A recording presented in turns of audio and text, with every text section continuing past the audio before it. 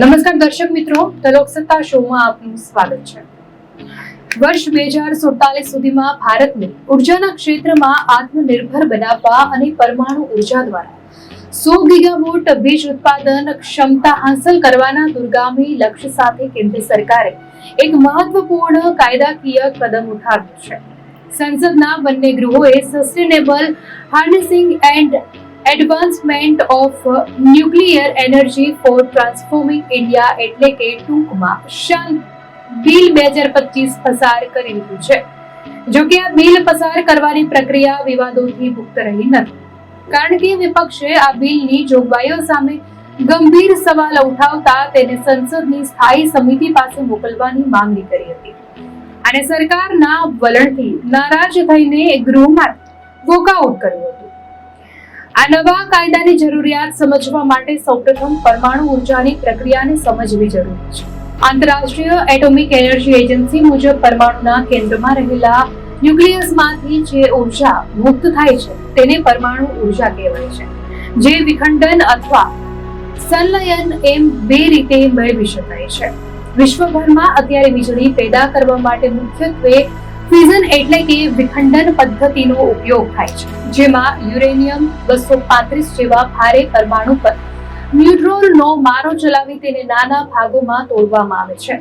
આ પ્રક્રિયા દરમિયાન પ્રચંડ ગરમી પેદા થાય છે, જેનો ઉપયોગ પરમાણુ રિએક્ટરમાં પાણીને ઉકાળીને વરાળ બનાવવા માટે કરવામાં આવે છે। આ વરાળના દબાણથી ટર્બાઇન ફરે છે અને વીજળી પેદા થાય છે। આ પ્રક્રિયા કોલસા કે તેલ બાળવા જેવી જ છે, પરંતુ તેમાં કાર્બનનું ઉત્સર્જન નહિવત હોવાથી તેને ગ્રીન એનર્જીનો એક ઉત્તમ સ્ત્રોત માનવામાં આવે છે। ભારત હાલમાં તેની જરૂરિયાતની માત્ર 3.1% વીજળી જ પરમાણુ ઉર્જાની મેળવે છે, જે તેની વધતી જતી જરૂરિયાતો સામે ઘણી ઓછી છે। 2070 સુધીમાં ભારતને નેટ ઝીરો કાર્બન ઉત્સર્જન દેશ બનાવવા માટે સરકારે આ ક્ષેત્રમાં ખાનગી રોકાણને પ્રોત્સાહન આપવા માટે શાંતિ બિલ રજૂ કર્યું છે। ઉર્જા નિષ્ણાંતોનું કહેવું છે કે ભારત અત્યાર સુધી આયાતી તેલ, ગેસ અને સોલર પેનલ પર ખૂબ નિર્ભર રહ્યું છે। જો દેશે 8 થી 9% દરે આર્થિક વિકાસ કરવો હોય તો ઉર્જાની આત્મનિર્ભરતા અનિવાર્ય છે।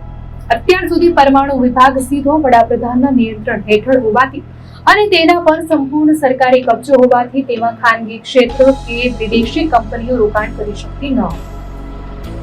આ નવા બિલ દ્વારા હવે ખાનગી કંપનીઓ પણ પરમાણુ પ્લાન્ટ સ્થાપી શકશે અને ચલાવી શકશે। જો કે આ જ મુદ્દે વિપક્ષે જોરદાર વાંધો ઉઠાવ્યો છે। સાંસદ મનીષ તિવારી અને શશી થરૂર જેવા નેતાઓએ સુરક્ષાના મુદ્દે ચિંતા વ્યક્ત કરી છે। તેમણે દલીલ કરી છે કે પરમાણુ અકસ્માત જેવી ગંભીર સ્થિતિમાં ખાનગી કંપનીઓ કે વિદેશી સપ્લાયર્સની જવાબદારી કેટલી રહેશે તે સ્પષ્ટ નથી। વિપક્ષનો મુખ્ય વાંધો અકસ્માત વેળાના વળતરની મર્યાદા પર છે।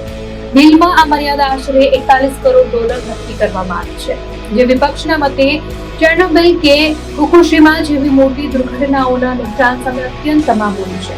આ ઉપરાંત જો કોઈ ખાનગી કંપનીની બેદરકારીને કારણે અકસ્માત થાય તો સામાન્ય નાગરિકો કે પીડિત સમુદાયો સીધી રીતે પોલીસ ફરિયાદ કે કાયદેસરની કાર્યવાહી કરી શકે। તેની સત્તા માત્ર સરકાર હસ્તક રાખવામાં આવી છે। તેમ છતાં સરકારના સમર્થકો દલીલ કરે છે કે ભારત પાસે પરમાણુ ટેકનોલોજીનો કાયદાઓનો સુરક્ષિત અનુભવ છે અને આપણી પાસે સ્વદેશી પરમાણુ સબમરીન બનાવવાની પણ ક્ષમતા છે। વિશ્વમાં અમેરિકા, રશિયા, ચીન અને ફ્રાન્સ જેવા દેશો પરમાણુ ઉર્જામાં ખૂબ આગળ છે અને ભારત પણ આ યાદીમાં ટોચ પર પહોંચવા માંગે છે, જેથી પ્રદૂષણ મુક્ત અને સસ્તી વીજળી દેશના દરેક ખૂણે પહોંચાડી છે। દર્શક મિત્રો, અંગે આપની શું પ્રતિક્રિયા છે અને કોમેન્ટમાં ચોક્કસ જણાવશો અને જો આપને આ માહિતી સારી લાગી હોય તો વિડીયોને લાઈક કરો અને ચેનલને સબસ્ક્રાઇબ કરો।